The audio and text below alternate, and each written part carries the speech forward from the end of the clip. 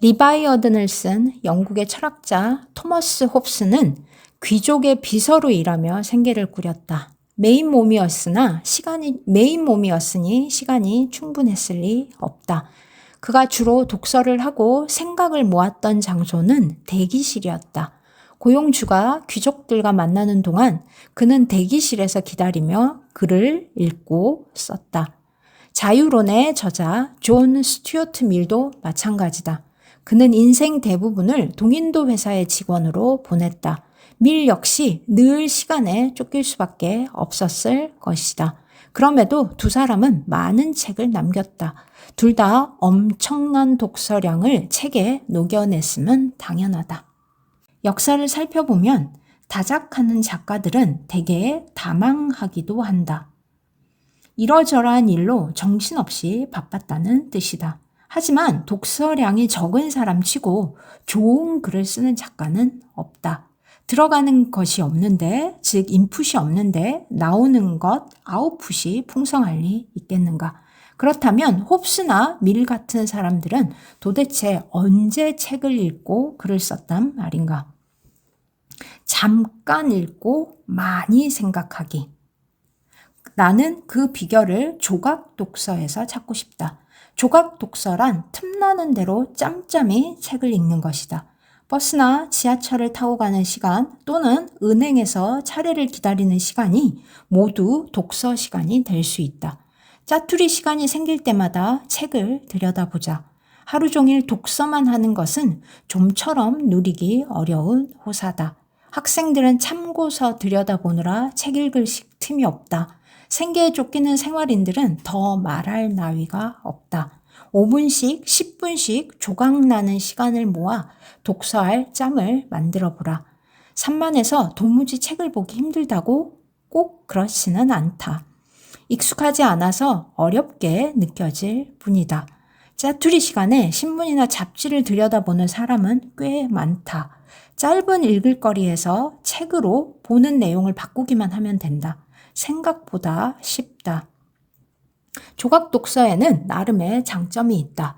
조각 독서는 수십 번, 수백 번에 걸쳐 책을 나누어 읽는 것이다. 그래서 읽을 때마다 앞의 내용을 다시 떠올리고 정리해야 한다. 이해의 기본은 곱씹기이다. 조각 독서는 독자가 책에 깊게 다가가게 만든다. 책장을 펼칠 때마다 앞서 읽은 내용을 계속 떠올리며 정리해야 하기 때문이다. 게다가 조각 독서는 책의 내용을 폭넓게 바라보게 만든다. 숲의 전체 모습을 보려면 숲 밖으로 나와야 한다. 숲속에 머물러서는 나무만 바라보기 십상이다. 평생 책만 파는 학자들이 빠지기 쉬운 함정이다. 부분에만 머무르지 전체를 아우르기 어렵다는 뜻이다. 학술 논문 중에는 자기가 연구하는 분야의 전체 맥락을 짚지 못하는 경우가 적지 않다. 일부 내용만 집요하게 파고든 탓이다. 사회와 세상에 미치는 의미를 짚어내지 못한 채 활자로 찍힌 내용에만 휘둘리는 경우도 많다. 조각 독서의 위력은 책을 보지 않는 시간에 발휘된다. 책장을 덮은 뒤에도 책 내용이 일상생활 속에서 끊임없이 떠오르기 마련이다. 잠깐 읽고 많이 생각하는 셈이다. 고개를 들어 세상을 바라보며 살다가 다시 책장으로 돌아가는 구도가 반복된다. 그럴수록 이해는 더 넓고 깊어지며 생각의 뿌리도 단단해진다. 조각 독서를 하는 순간은 늘 불안하다. 자기가 제대로 책을 따라가고 있는지 의심스러운 탓이다. 그래서 시간 있을 때 책의 내용을 잘 마무리해두고 싶다. 이렇게 조각 독서는 기록을 남기고 싶은 욕구도 자연스레 이끌어낸다. 내용을 제대로 정리하려면 책의 밑줄부터 그어 놓아야 한다. 읽을 때마다 다시 앞으로 돌아갈 수 없는 노릇이다. 중요한 부분에 밑줄을 쳐놓았다면 그 부분만 훑어보면 된다. 조각 독서를 하는 사람이 손에서 펜과 자를 놓지 않는 이유다. 밑줄 긋는 작업은 그 자체로 요약 능력을 키우는 훈련이기도 하다. 글의 핵심이 무엇인지를 꿰뚫어야 밑줄도 의미가 있지 않겠는가.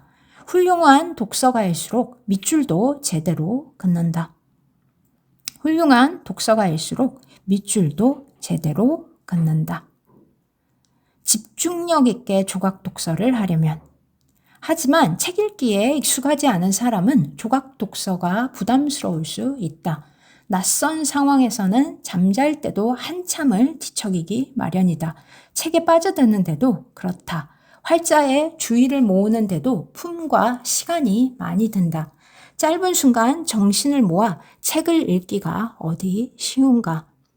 그렇다면 책부터 바꿔보자. 음식은 막 나왔을 때가 가장 맛있다. 책도 마찬가지이다. 관심이 살아있는 따끈따끈한 책, 새 책 냄새가 폴폴 나는 신선한 책은 독서 구미를 잡아당긴다. 반면 책상에 오랫동안 쌓아놓고 보지 않은 책은 독서 입맛만 떨어뜨린다. 어지간히 배고프지 않으면 찬밥에는 손이 가지 않는 법. 책도 그렇다. 사둔 지 오래된 책들은 내버려 두라. 조각 독서를 위해서 정기적인 책 쇼핑은 필수이다. 흥미를 끄는 새 책을 계속 구해보자.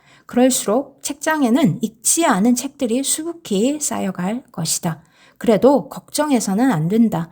냉장고에 묵은 음식 천지일 때에도 마트에는 계속 가지 않던가. 독서도 그래야 한다. 책이 신선하고 맛깔스럽지 않으면 짬짬이 읽고픈 욕구는 좀처럼 생기지 않는다. 또 하나, 세상에 대한 호기심을 일깨우는 일도 게을리 하지 말아야 한다. 모든 재미는 호기심에서부터 생긴다. 호기심을 지적 호기심으로 바꾸는 일이 독서다.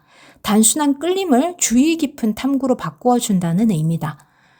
정치, 경제, 문화 등 세상에는 우리의 관심을 끌만한 일이 차고 넘친다. 대부분의 사람은 주어진 하루를 어제와 똑같이 살아간다. 생각 없이 일상을 반복할 뿐이라는 말이다. 그러나 알찬 삶을 살려면 반복보다 성장이 있어야 한다. 세상에 대한 애정은 더 알고 싶은 마음을 만든다. 알고 싶은 책은 책 읽을 짬을 만들어낸다. 무관심은 무시로 이어지고 관심은 존중으로 이어진다. 미국의 언론인 그린하우스의 말이다. 무관심은 무시로 이어지고 관심은 존중으로 이어진다. 늘 독서할 시간이 부족해서 허덕이는 이들이 새겨들어야 할 명언이다.